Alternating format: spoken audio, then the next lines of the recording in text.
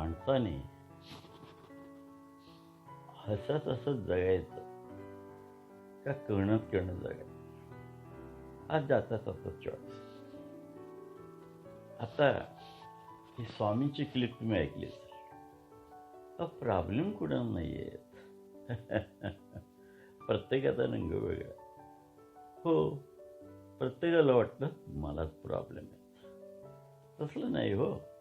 त्या अंगावरची पांढरी वस्त्र घातलेल्या आता साधूलाही प्रॉब्लेम आहेत. सर्व संसार त्याग केलेल्या त्या साधूलाही प्रॉब्लेम आहेत.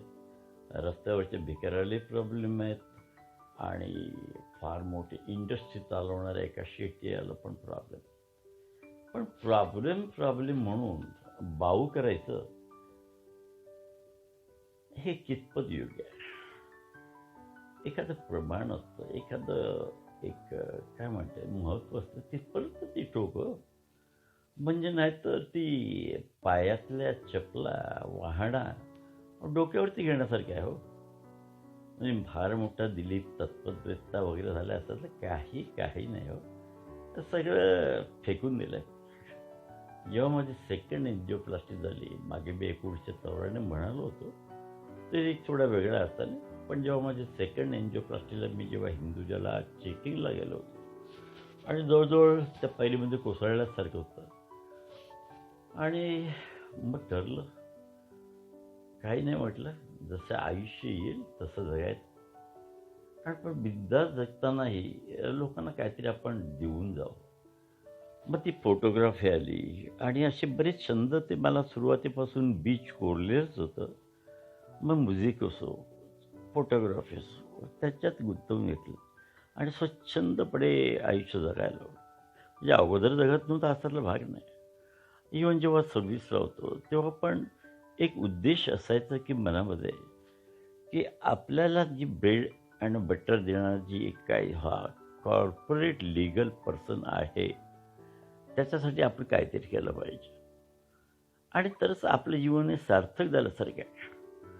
आणि कोण बघतो म्हणून आपण प्रामाणिक राहायचं हा प्रश्नच नाही आहे त्याच्यामध्ये. आणि कधी कधी अति होते असं वाटतंय. म्हणजे इतरांना मी काय कळतं मुद्दाम करतो. कारण दुसऱ्यांना हसवणं किंवा माझ्या चाळ्यांच्याकडे बघून दुसरे जर त्यांना माझी कीव वाटत असेल आणि त्यांना हसू येत असेल, आता तेच मला साध्य करायचं आहे, बाकी काही नाही.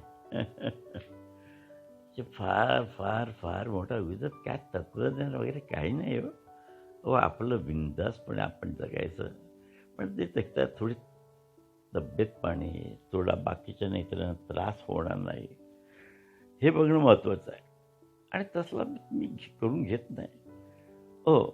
कधी कधी एकूणच एक शब्द तिकडे जातो, त्यामुळे काय कोण मानसिक त्रास दुसऱ्याला होण्याची शक्यता असते. पण ते कधी कधी उत्साहाच्या पोटी जास्त भाग असतो, तसा मनात तसं काही नसतं हो. नाही तर कोणी लफड्यात पडलं असतं. तर हिम्मतला तरी हिम्मतने जे काय शिवधनुष्य उचललं होतं की हे सगळे नंबर गोळा करा, मग त्या सगळ्यांना पिकनिकला, त्या सगळ्यांना गॅदरिंगला बोलवा, आणि ती सगळी अरेंजमेंट करा. आता तो मदन म्हणून ऑर्केस्ट्रा ठेवा. सगळं कोण येतात टिपटाप होऊन बसणारेही येतात त्याला गॅदरिंगमधला आपलेच मित्र हो. हो, अंगावरची इस्त्रीच्या कपड्याचं घडी जाता कामा नाही या रीतीने बसतात. मग एक तो कोणतरी असतो बिचारा, इकडून तिकडे धावत असतो, दिलीप मी काय करू, दिलीप मी काय करू. अरे म्हटलं तुला दिसतं ते कर.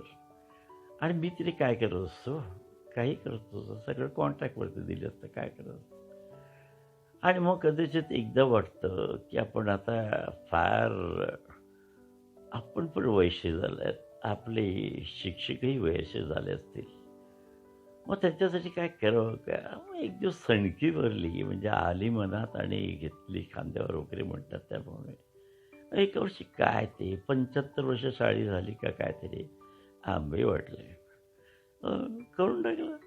काय त्याच्यामध्ये मग असंच काय काय. आता हे सांगण्यासाठी सांगत असं नाही, पण आपण कुठेतरी कोणाचं तरी देणं लागतो. I owe something to others. सृष्टीचं देणं लागतो, नियतीचं देणं लागतं. आईवडिलांचं तर आहेच, पण आईवडिलाचं ते गुरूंचंही देणं आहे. मग त्यांच्यासाठी करावं काय? हो, लंकेश सोन्याच्या विटा हो, ते सोडून द्या. उदात्त विचार, मोठे विचार असायला पाहिजे. असं की वन ऑफ द एनजीओ.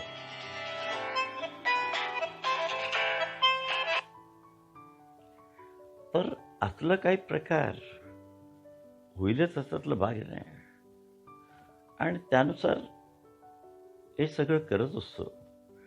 आणि मग इकडे उड्या काय, तिकडे उड्या काय. आता संध्याकाळी ते आता हा फोटो बघतायत. हा रात्री काढला होता तिकडे.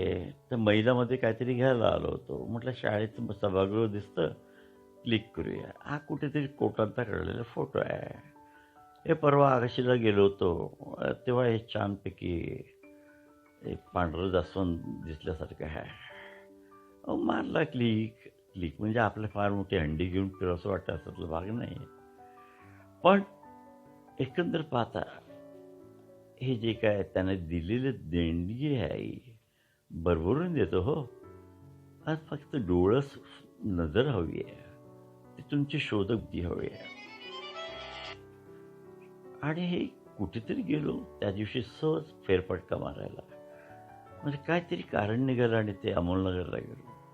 ते महाराज बसलेत.